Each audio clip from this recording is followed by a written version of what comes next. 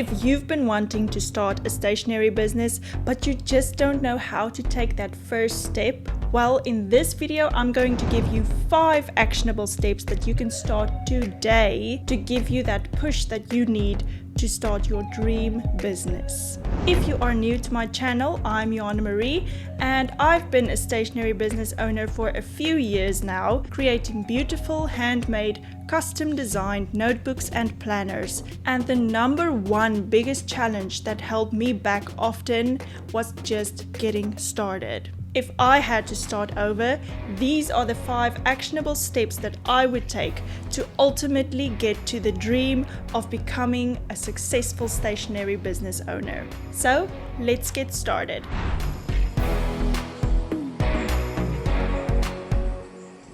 The first step that you need to do is brand planning.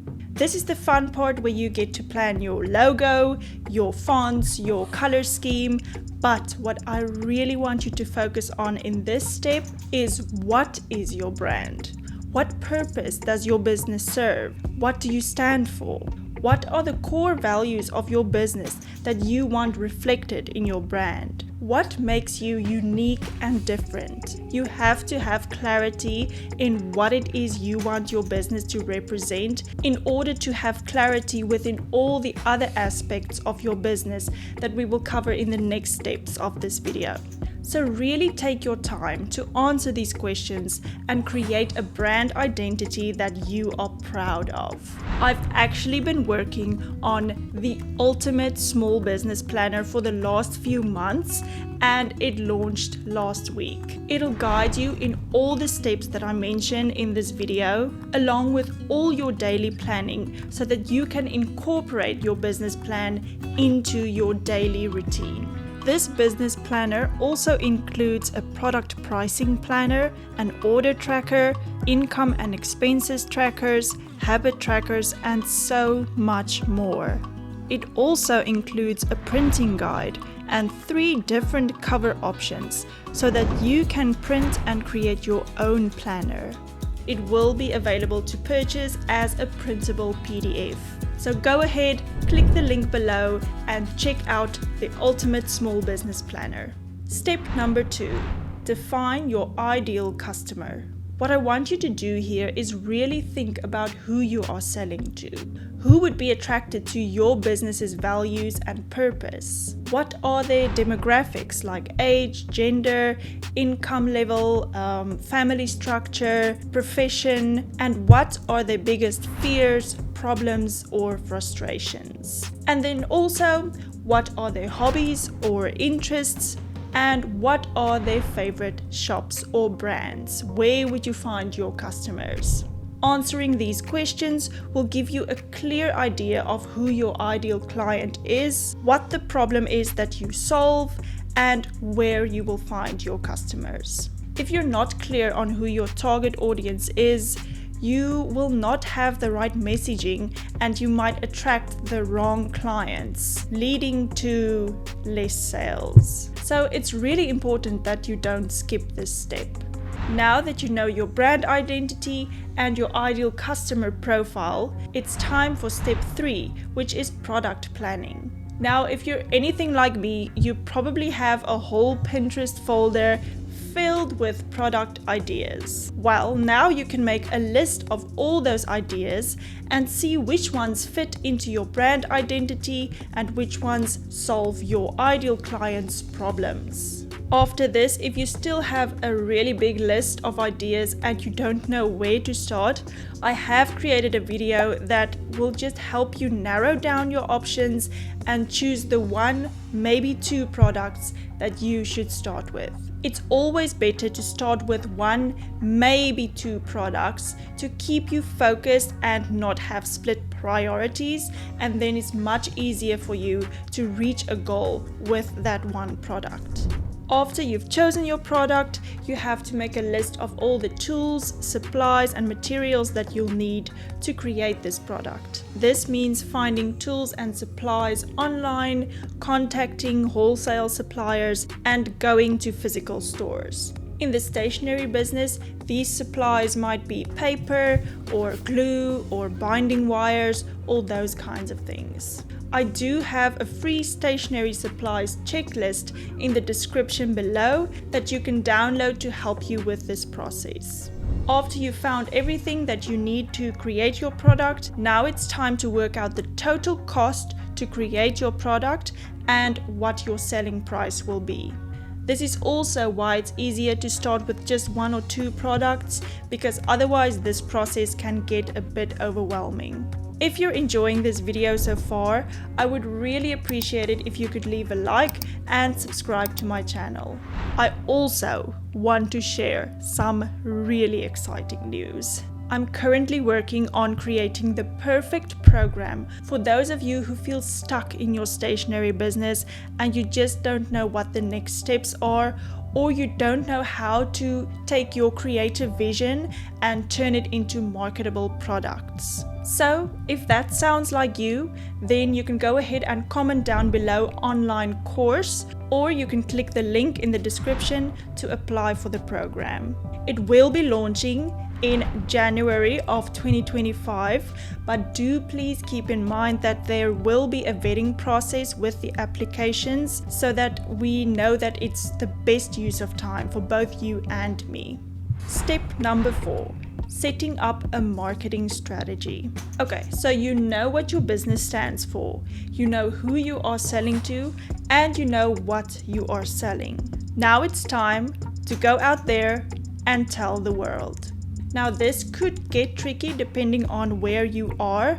Some countries do have less opportunities for small businesses than others, but don't allow that to limit you. Social media is one of the best ways to get your message out there for free. In my business, for example, YouTube played a really big role in getting clients around the world. And even though my country made it a bit difficult for me to ship physical products to other countries, I could still sell my designs digitally around the world. Through using social media and aiming your content at your ideal client, you'll get quality followers that really want your product. Remember, quality is better than quantity. You'll have much more sales with a smaller, high-quality audience than with a larger audience that isn't really a good fit for your product. Other marketing methods that you can do, especially to get local clients, are reaching out to friends and family who might be interested, doing local markets and fairs, and reaching out to stationery and gift shops. If you have unique, high-quality products, you'll also get a lot of customers through word of mouth, which is people telling their friends about your products. Step number 5 is goal planning. This is my favorite step because this is where you get to visualize and think, where do you want your business to be and what do you want to achieve? In the Ultimate Small Business Planner that I mentioned earlier, there are multiple pages where you can plan your yearly goals, quarterly goals, monthly and daily goals. But basically what I want you to do is, first, write down all your goals for the year. You can keep it strictly business goals, or you can add some personal goals as well. Out of all those goals, choose 1 to 3 goals that you are going to prioritize for the year. This is necessary to increase the chances of you actually reaching those goals. If you have too many goals that you are aiming for, you will have split priorities and you will not be able to stay focused on the most important goals. So ideally, I would like if you only pick 1, but at the most 3. Now you take that goal and you break it down into smaller goals for each quarter of the year. For example, if your goal is to make 75k this year, when you break it down, by the end of Q4, you want to have reached the 75k. By the end of Q3, it's 56,250. By the end of Q2, it's 37,500. And by the end of Q1, it's 18,750. I'm just using a monetary example to make it easier to show you how to break down the goals. Now you're going to take your Q1 goals and break them down into even smaller goals. So continuing with the monetary example, by the end of Q1, you want to have earned $18,750. By the end of February, it will be $12,500. And by the end of January, it will be $6,250 that you will have to earn to be able to reach your ultimate goal of $75,000. Okay, so goals are great and all of that, but how do you actually reach them? There are certain habits and actions that you'll need to do to reach those goals. I want you to make a list of all the actions that you'll need to take to be able to reach those goals. After you have all your actions and habits, I want you to go to January's calendar and then add dates to all of those actions. This process will give you clarity and maybe also a reality check of what is actually possible and what is needed to reach those goals with your business or your personal life. I decided to also give you guys a bonus step, and that is to take action today. You've wrote down the action steps. You planned out all your goals. You planned out your business plan. Now it's time to actually do it.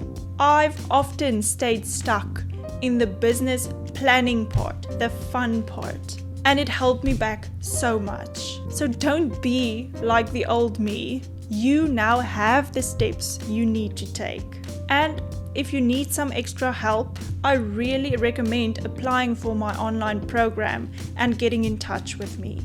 If you've watched till the end, I want you to comment down below blueberry. And if you want to learn more about how I cut costs and make a profit creating my own stationery, then go ahead and watch this video.